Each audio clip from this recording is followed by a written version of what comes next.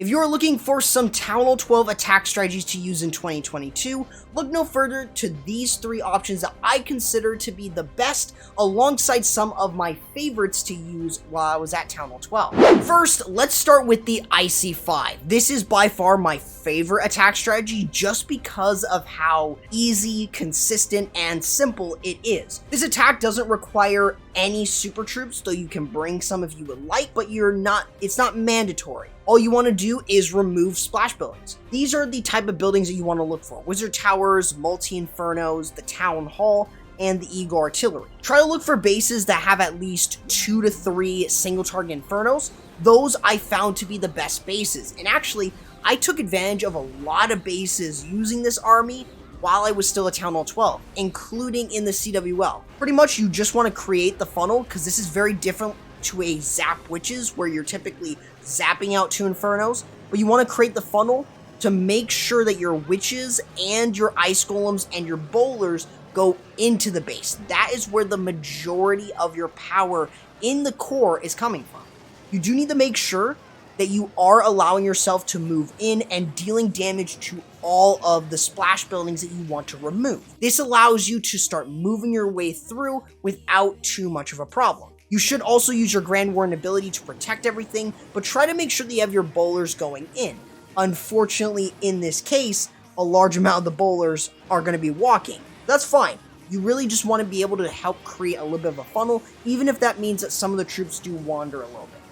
Overall, your next major thing is to get the Town Hall down if you can, but once you get that down, you can start your bat spells. For the most part, you're using it just like that, a bat wave.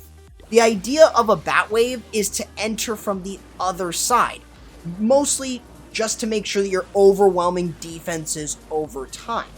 Based on free spell placement, you should make sure that you place the free spells down early. Reaction time is very important. So you want to make sure that you're able to still move through and using the free spells to protect as many of the bats as you can. And if any of your heroes remove them earlier, that could really help you a ton.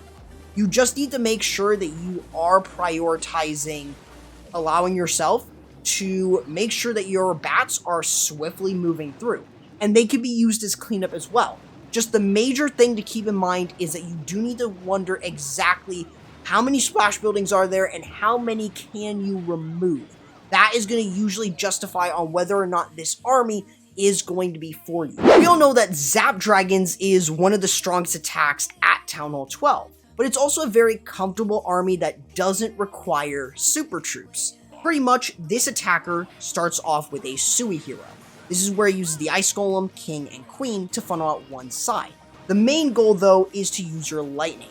Using 2 Lightning and 1 Earthquake on each air defense will help, but if you can also remove something like an Inferno, this can actually work incredibly well. Getting rid of Infernos does actually help quite a bit at making sure that you are able to control where your dragons are going. Alongside that, you do need to prioritize sweeper placement, and this is going to dictate where you're going to be sending in your dragons. So in this case, 3 air defenses have been removed. If you can use a Sui hero to remove a 4th one, that's even better for your attack. Those are just things that you really want to consider while attacking with it, but it's not necessarily mandatory that you remove them. Overall, the other side of the funnel should be done with an Electro Dragon, if possible. It's a great funneling troop and should be used as such. You want to make sure that you then have balloons and your dragons going in. And you do have an assortment of different siege machines to bring. If you have easy access with your dragons to the Town Hall, then using a Stone Slammer is a really good siege machine. But if you do not have that, just like this base right here, chances are it might be better to bring a Battle Blimp, which is exactly what the attacker is bringing here, going all the way in for the Town Hall and using the Grand Warden ability. This makes sure that you're able to remove the Town Hall and allow your dragons to stay away from the Giga Bomb and move around. You can even have a Dragon Rider in there that pretty much will do a ton of work when there's no air defenses. It basically means the dragons eat up everything. You don't need to worry about anything more. It basically becomes Town Hall 7. That's what this becomes. It's a really simple army, and at this point, it was absolute overkill. Just because getting rid of the Infernos and the air defenses is such a huge feat, this is something that you should strive to go for if you can. It's very specific to the base, and it depends on where the Infernos are placed, but this can actually work wonders for you whenever you notice it. So it's really good to notice these type of things where you can easily overkill a base like this. Queen Charge Miners is another attack strategy that is really strong, yet really comfortable because you, again, don't need super troops. It is very similar to a Queen Charge hybrid. The only thing that is going to be different is that you're using more miners instead of adding hog riders. In this case, you want to create the funnel for your Queen Charge. Creating pathing is always going to be extremely important. So if you're able to use a baby dragon, it will allow you to enter the core. This is something that's really important. You want to make sure that you're removing something like this so you're creating a sort of wedge in the base. It helps you a lot. But if you're going to be using the regular wall breakers, make sure that you use a test first. This way, what you're able to do is enter into the base and maybe even possibly take advantage of the rage spell while using them. That allows you to easily push in. Overall, your goal is to get the eagle, to get the enemy CC down, to get any sort of value if you can, mainly splash building since they do a bulk of the damage to miners, but you want to make sure that you're able to easily start working yourself in with your queen. The Siege Barrack and King are able to create the other side of the funnel, so your funnel practically looks like this with the Queen Charge on one side and the Siege Barrack on the other, creating a good lane to move your miners going through the base. You'll even have Hog Riders from the Siege Barrack since they'll be able to support your miners as you're going through. That is one of the biggest things that you want to make sure that you're doing. Is you want to make sure that your Queen Charge gets enough value and pathing so your miners and your Grand Warden can easily go through. So making sure to use the miners and making sure that they move as a pack and moving them through, and even if you time it with the Hog Riders from the Siege Barrack, it will give you enough support. Is you may get something like having the healers switch onto your miners and your CC Hog Riders.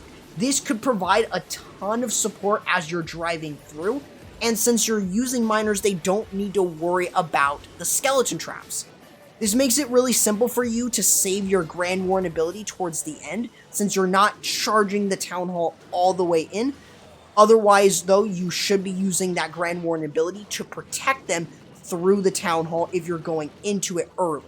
But overall, the heal spell placement's very simple. Just place them in front of them and where they're going to be going into, because you don't want to drop your heal spells right behind them or just as they're going through the buildings, just because you don't want them to all die out because you placed a heal spell wrong. Another thing to quickly mention is you want to make sure that the miners are not splitting. That's a very big thing. They work better as a pack, not as individuals. So you do need to keep that in mind while using this, but this is a really simple army that you will be able to 3-star with, and it is a really popular army from Town Hall 10 and above, so it is a really good choice to use. You'll have a really good time with each of these armies since I was able to practically use these quite consistently, and they're really strong for both trophy pushing, for war, and some of them are good for farming depending on the loot that you're looking for. Overall, consider subscribing and ringing the bell if you want to see more high quality content like this, and consider using my creator code CORRUPT before purchasing the Gold Pass or any special offers. I'll be catching you in the next video. Corrupt, signing out.